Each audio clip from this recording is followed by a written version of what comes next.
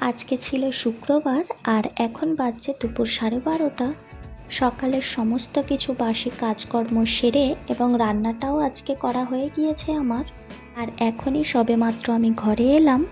আর ঘরে এসেই আমার মনে হলো যে সকাল থেকে আজকে একটাও ভিডিও ক্লিপ নেওয়া হয়নি, যেগুলো আমি তোমাদের সঙ্গে শেয়ার করতে পারবো। তাই জন্য ভিডিওটা অন করে দিয়েছি। আর এখানে আমার ছেলে অনবরত দুষ্টুমি করেই চলেছে। যাকে ও তো বাচ্চা মানুষ, ওর দুষ্টুমি তো সারাদিন চলতেই থাকবে। আমি তোমাদের সঙ্গে আমার ইন্ট্রোটা শেয়ার করে নিই। তো হ্যালো এভরিওয়ান, কেমন আছো তোমরা সবাই? আশা করি সবাই খুব ভালো আছো। সাদিয়ার ডায়েরির নতুন আরও একটি ভিডিওতে তোমাদের সবাইকে স্বাগত জানাই।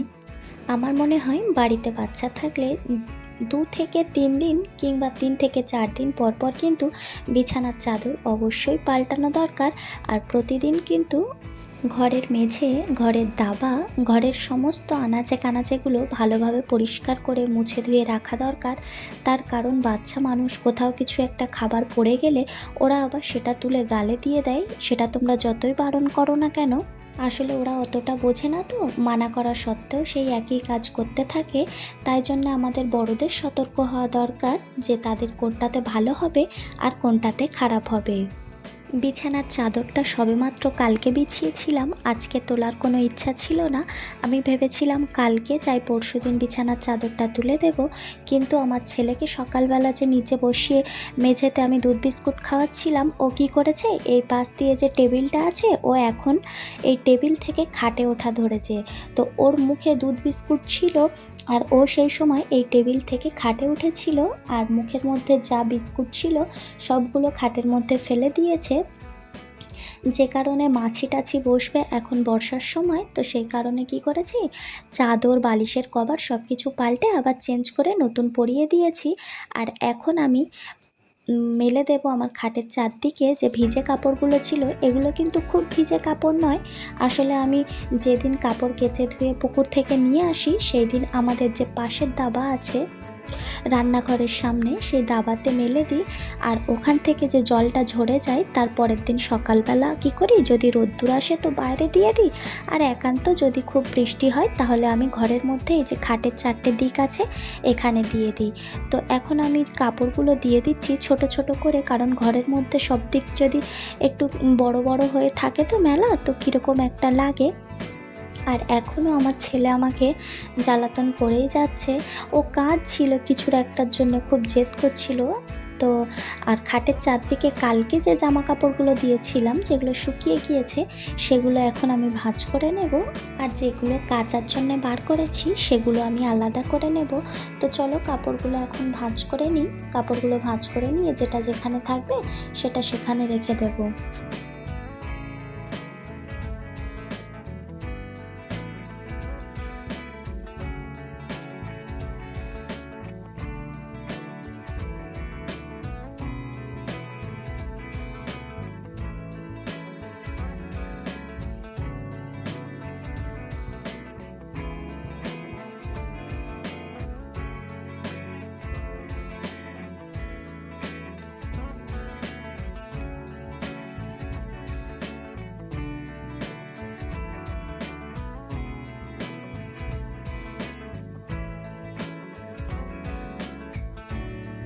আর এই যে আমার একটা সোফার চাদর কিনেছি, চাদরটা মিশো থেকে কিনেছি, দেখতে খুবই সুন্দর, কালারটাও খুব মিষ্টি, সমস্ত দিক থেকে আমার পছন্দ হয়েছে।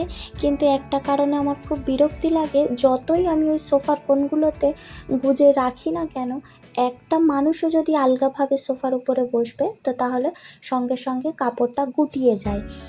প্রথম যখন কিনেছিলাম তখন কয়েকটা শোলা ছিল, সেই শোলাগুলো দিলে ঠিক থাকতো।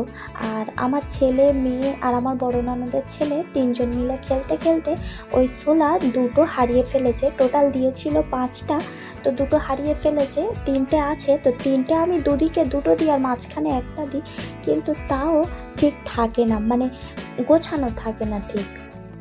তো চলো এখন আমি আমার ঘরটা ঝাড়ুও দিয়ে নিয়েছি।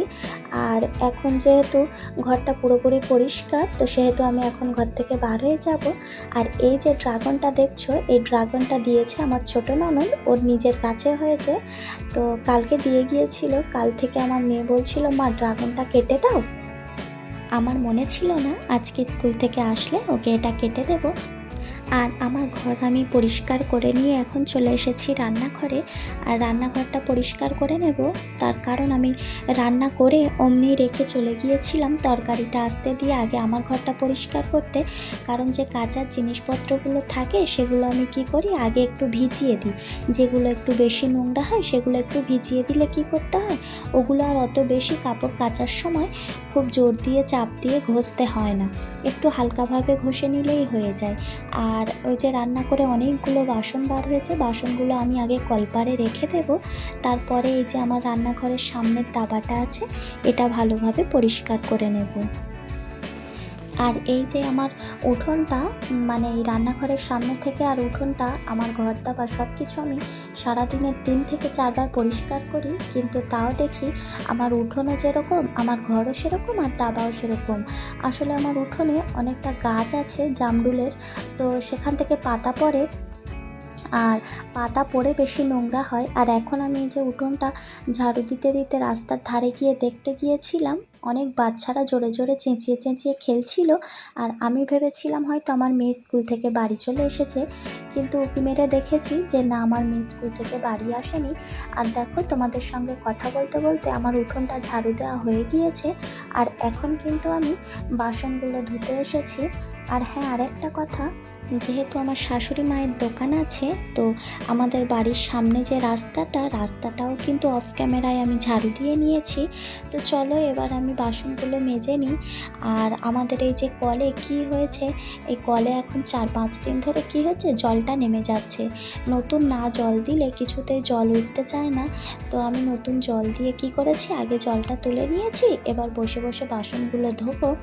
আর ঘরটা মুছে এই কাপড়টা নিয়ে চলে এসেছিলাম, আগে এই কাপড়টা ধুয়ে মেলবো, তারপরে হলো গিয়ে বাসনগুলো বসে বসে ধুয়ে নেব।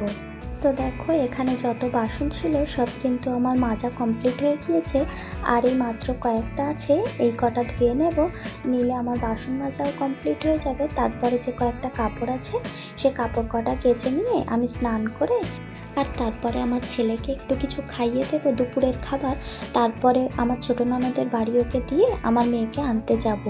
আমার মেয়ের ছুটি হয়ে যায় 1:30টার সময়, কিন্তু যেহেতু ও সরকারি স্কুলে পড়ে, ওর 1:30টার সময় ছুটি হয়ে যাওয়ার পরে ওকে ওখানে বসিয়ে খাওয়ানোর পরে পুরো ওই 2টোর দিকে ছেড়ে দেয়। আর আমি বাড়ি থেকে বার হই 2টোর সময়, আর ওকে নিয়ে বাড়িতে 2:30 পর্যন্ত বাড়ি ঢুকে যাই। তো চলো বাসনগুলো সব ধুয়ে নিয়ে কলপাটটা ভালোভাবে পরিষ্কার করে নেব। আর আমাদের কলের জল ভালো নয়, আর কলের জল ভালো নয় বলে কিন্তু আমি কাপড়গুলো কলে ধুই না। কাপড়গুলো কিন্তু আমি পুকুর থেকে কেচে, পুকুর থেকে ধুয়ে আর অমনি আমি স্নান করে বাড়ি চলে আসি। আর এই দেখো, এটা দুধ জাল করতে গিয়ে একদম পুড়ে গিয়েছিল, মনে ছিল না। ওই যেদিন আমার শাশুড়ি মায়ের সঙ্গে ব্যাংকে গিয়েছিলাম, সেই দিন দুধটা আস্তে করে জাল দিতে বসিয়ে দিয়ে আর আমি আমার শাশুড়ি মায়ের সঙ্গে ব্যাংকে চলে গিয়েছিলাম। আর আমার একদমই মনে ছিল না যে আমি দুধ জাল করতে বসিয়েছি। বাড়িতে এসেছি, দেখছি খুব একটা পোড়া পোড়া গন্ধ বার হচ্ছে। তো তাড়াতাড়ি গিয়ে রান্নাঘরের দরজাটা খুলে দেখছি যে ওই হাঁড়িতে করে আমি দুধ জাল করতে বসিয়েছিলাম, বসিয়ে মনে ছিল না, আর ওই দুধগুলো ওরকমভাবে পুড়ে গিয়েছে। তো চলো আমি কলপাটটা পরিষ্কার করে নিই, তারপরে আবার কথা হচ্ছে।